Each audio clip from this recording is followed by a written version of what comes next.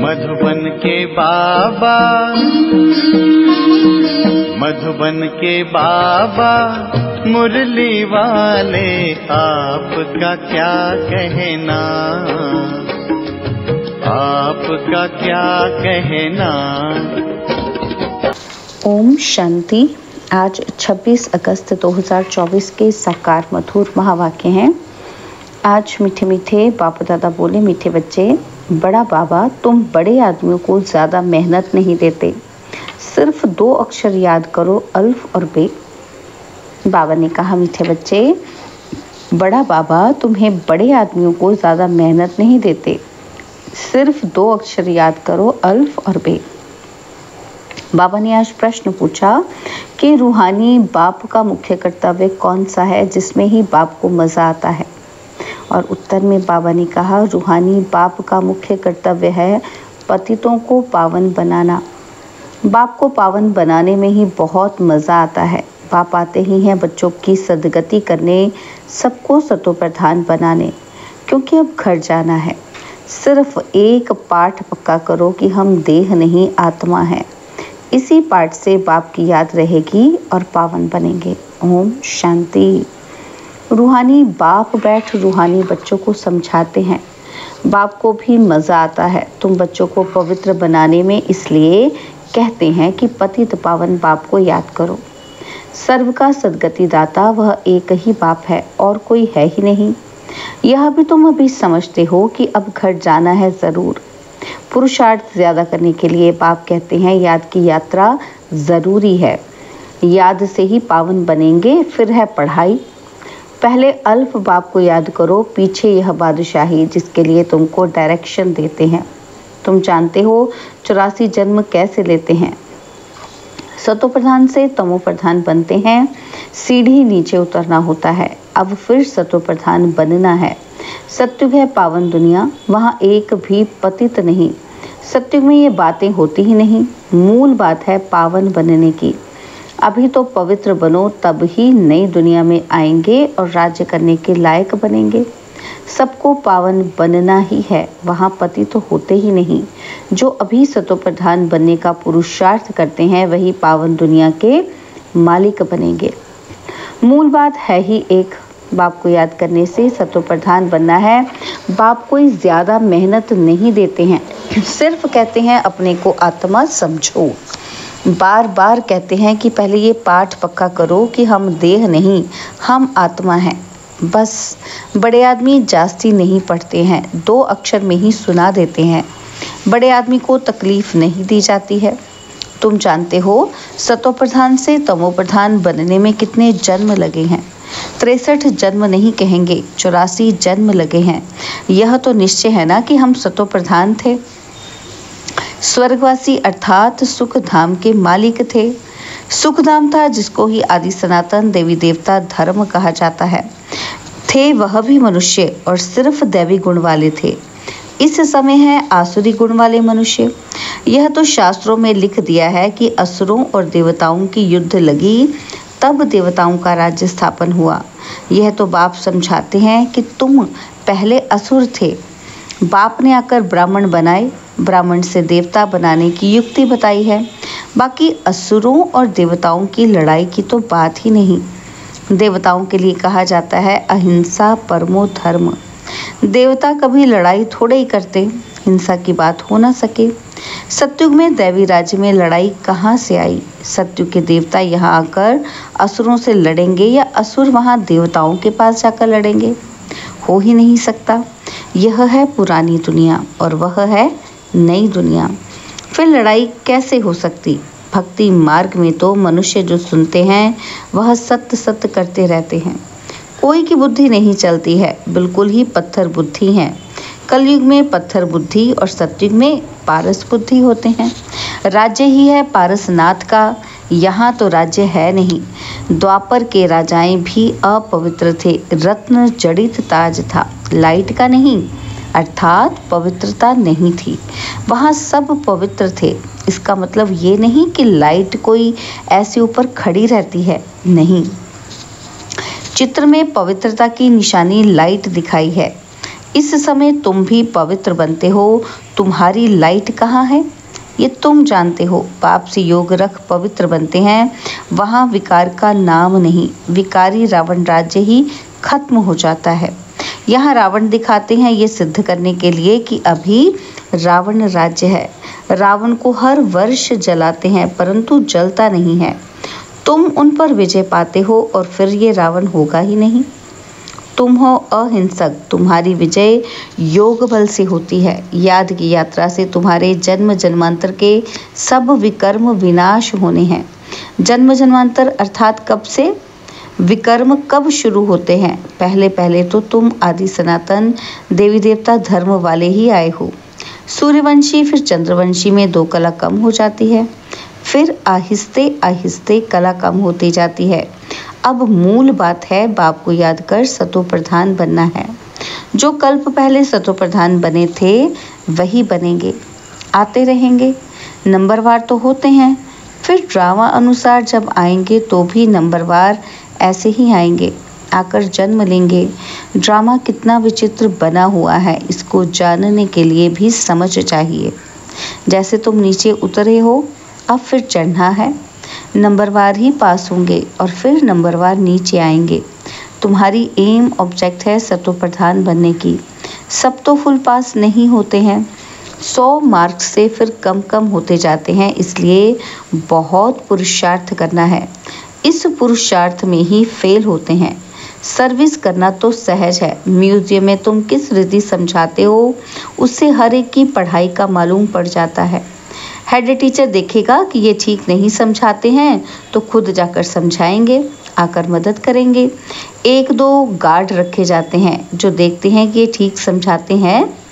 कोई कुछ पूछता है तो मूंझ तो नहीं जाते, यह भी समझते हैं। सेंटर की सर्विस से प्रदर्शनी की सर्विस अच्छी होती है, प्रदर्शनी से म्यूजियम में अच्छी होती है। म्यूजियम में शो करते हैं अच्छी तरह से, फिर जो देख कर जाते हैं औरों को सुनाते रहेंगे। यह तो पिछाड़ी तक चलता रहेगा। यह गॉड फादरली वर्ल्ड यूनिवर्सिटी अक्षर अच्छा है, इसमें मनुष्य का तो नाम ही नहीं। इनका उद्घाटन कौन करता है? बाप ने कहा है तुम बड़े आदमी से उद्घाटन कराते हो तो बड़े का नाम सुनकर बहुत आते हैं, एक के पिछाड़ी ढेर आ जाएंगे। इसलिए बाबा ने दिल्ली में लिखा कि बड़े बड़े आदमियों की जो ओपिनियन है वह छपाओ, तो मनुष्य देखकर कहेंगे इनके पास इतने बड़े बड़े आदमी जाते हैं, ये तो बहुत अच्छा ओपिनियन देते हैं, तो ये छपाना अच्छा है। इसमें और तो कोई जादू आदि की बात ही नहीं। इसलिए बाबा लिखते रहते हैं ओपिनियन का किताब बनना चाहिए, यहाँ भी बांटना चाहिए। गाया जाता है झूठी काया झूठी माया, इसमें सब आ जाते हैं। बहुत हैं जो कहते हैं कि ये रावण राज्य राक्षस राज्य है। पहले तो जिनका राज्य है उनको ख्याल आना चाहिए। कहते हैं हम पतितों को पावन बनाओ, तो पतित पने में सब कुछ आ गया। सब कहते हैं हे पतित पावन, तो जरूर पतित ठहरे ना। तुमने ये चित्र भी राइट बनाया है कि पतित पावन परमपिता परमात्मा है या सब नदी नाले। अमृतसर में भी तालाब है, पानी सारा मैला हो जाता है, उसको वो लोग अमृत का तालाब समझते हैं। बड़े बड़े राजी लोग अमृत समझ तालाब साफ करते हैं, इसलिए नाम ही रखा है अमृतसर। अब अमृत तो गंगा जी को भी कहते हैं। पानी इतना गंदा हो जाता है कि बात मत पूछो। बाबा का इन नदियों आदि में स्नान किया हुआ है, बहुत गंदा पानी होता है, फिर मिट्टी उठाकर लगाते हैं। बाबा अनुभवी है ना, शरीर भी पुराना अनुभवी लिया है, इन जैसा अनुभवी कोई होगा नहीं। बड़े बड़े वाइसराय किंग्स आदि से भी मुलाकात करने का अनुभव था। ज्वार बाजरी भी बेचते थे, बस 4-6 आना कमाया तो खुश हो जाते थे बचपन में। अब तो देखो कहाँ चले गए, गावड़े का छोरा फिर क्या बनते हैं। बाप भी कहते हैं कि मैं साधारण तन में आता हूँ, यह अपने जन्मों को नहीं जानते हैं। कैसे 84 जन्म ले पिछाड़ी में छोरा बना, यह बाप बैठ समझाते हैं। चरित्र ना श्री कृष्ण के हैं ना कंस के हैं। मटकी फोड़ना आदि ये सब तो श्री कृष्ण के चरित्र हो नहीं सकते। बाप देखो कितना सिंपल बताते हैं। मीठे मीठे बच्चों, उठते बैठते तुम सिर्फ माँ में कम याद करो, मैं ऊंच ते ऊंच सभी आत्माओं का बाप हूँ। तुम जानते हो हम सब ब्रदर्स हैं, वह बाप है। हम सभी ब्रदर्स एक बाप को याद करते हैं, वह तो है भगवान। हे ईश्वर कहते हैं परंतु जानते कुछ भी नहीं। बाप ने अभी परिचय दिया है। ड्रामा के प्लान अनुसार इनको गीता का युग कहा जाता है, क्योंकि बाप आकर ज्ञान सुनाते हैं जिससे ऊंच बनते हो। आत्मा भी शरीर धारण कर फिर उवाच करती है। बाप को भी दिव्य अलौकिक कर्तव्य करना है तो शरीर का आधार लेते हैं। आधा कल्प मनुष्य दुखी होते हैं तो फिर बुलाते हैं। बाप कल्प में एक ही बार आते हैं, तुम तो बार बार पाठ बजाते हो। आदि सनातन है देवी देवता धर्म, वह फाउंडेशन है नहीं। उन्हों के बाकी सिर्फ चित्र रह गए हैं। तो बाप भी कहते हैं तुमको ये लक्ष्मी नारायण बनना है। एम ऑब्जेक्ट तो सामने खड़ा है, यह है आदि सनातन देवी देवता धर्म। बाकी हिंदू धर्म तो कोई धर्म है नहीं। हिंदू तो हिंदुस्तान का नाम है। जैसे सन्यासी ब्रह्म अर्थात रहने के स्थान को भगवान कह देते हैं, वैसे ये फिर रहने के स्थान को अपना धर्म कह देते हैं। आदि सनातन कोई हिंदू धर्म थोड़ी ही था। हिंदू तो देवताओं के आगे जाकर उनको नमन करते हैं, महिमा गाते हैं। जो देवता थे वही हिंदू बन गए। धर्म भ्रष्ट कर्म भ्रष्ट हो गए हैं और सभी धर्म कायम है। यह देवता धर्म ही प्राय लोप है। आप ही पूज्य थे, फिर पुजारी बन देवताओं की पूजा करते हैं। कितना समझाना पड़ता है। श्री कृष्ण के लिए भी कितना समझाते हैं। वह स्वर्ग का पहला प्रिंस है, तो 84 जन्म भी उनसे ही शुरू होंगे। बाप कहते हैं बहुत जन्मों के अंत के भी अंत में मैं प्रवेश करता हूँ, तो उसका जरूर हिसाब तो बताएंगे ना। यह लक्ष्मी नारायण ही नंबर 1 में आए थे, तो जो पहले हैं वही लास्ट में आएंगे। जो पहले हैं वही फिर लास्ट में जाएंगे। सिर्फ एक कृष्ण तो नहीं था ना, और भी तो विष्णु वंशावली थे। इन बातों को तुम अच्छी रीति जानते हो, ये फिर भूल नहीं जाना है। अभी म्यूजियम तो खुलते रहते हैं, बहुत खुल जाएंगे, बहुत लोग आएंगे। जैसे मंदिर में जाकर माथा टेकते हैं, तुम्हारे पास भी देखते हैं लक्ष्मी नारायण के चित्र हैं, तो भक्त लोग उनके आगे पैसे रख देते हैं। तुम कहते हो यहाँ तो समझने की बात है, पैसे रखने की बात नहीं। अभी तुम शिव के मंदिर में जाओ तो पैसे रखेंगे क्या? तुम जाएंगे समझाने की एम से, क्योंकि तुम इन सब की बायोग्राफी को जानते हो। मंदिर तो मुख्य है, मंदिर तो बहुत हैं और मुख्य है शिव का मंदिर। वहाँ औरों की मूर्तियाँ क्यों रखते हैं? सबके आगे पैसे रखते जाएंगे तो आमदनी होगी, तो वह शिव का मंदिर कहेंगे, वह शिव परिवार का मंदिर कहेंगे। शिव बाबा ने यह परिवार स्थापन किया। सच्चा सच्चा परिवार तो तुम ब्राह्मणों का है। शिव बाबा का परिवार तो शालिग्राम है। फिर हम भाई बहन का परिवार बन जाते हैं। पहले भाई भाई थे, फिर बाप आते हैं तो भाई बहन बनते हैं। फिर तुम सतयुग में आते हो तो वहाँ परिवार और बड़ा होता है। वहाँ भी शादी होती है तो परिवार और वृद्धि को पाता है।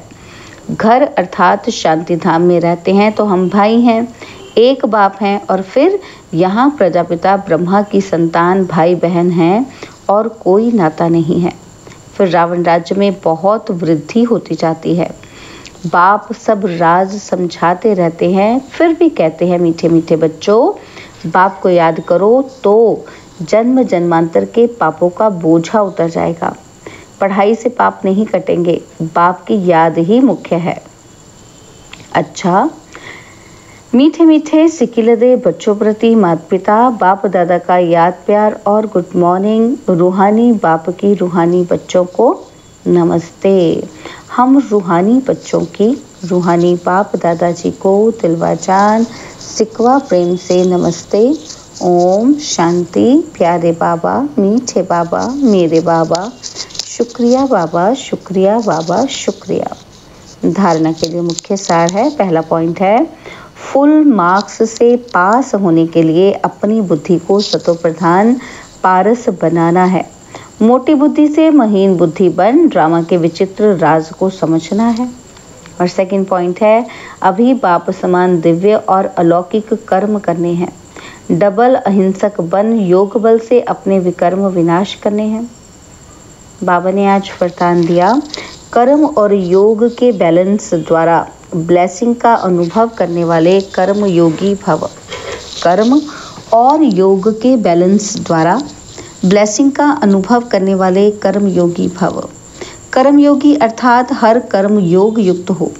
कर्म योगी आत्मा सदा ही कर्म और योग का साथ अर्थात बैलेंस रखने वाली होगी। कर्म और योग का बैलेंस होने से हर कर्म में बाप द्वारा तो ब्लेसिंग मिलती ही है, लेकिन जिसके भी संबंध संपर्क में आते हैं उनसे भी दुआएं मिलती हैं। कोई अच्छा काम करता है तो दिल से उसके लिए दुआएं निकलती हैं कि बहुत अच्छा है, बहुत अच्छा मानना ही दुआएं हैं। स्लोगन है, सेकंड में संकल्पों को स्टॉप करने का अभ्यास ही कर्मातीत अवस्था के समीप लाएगा। सेकंड में संकल्पों को स्टॉप करने का अभ्यास ही कर्मातीत अवस्था के समीप लाएगा। ओम शांति। और अब यह एक बहुत अच्छी वीडियो भी जरूर देखें।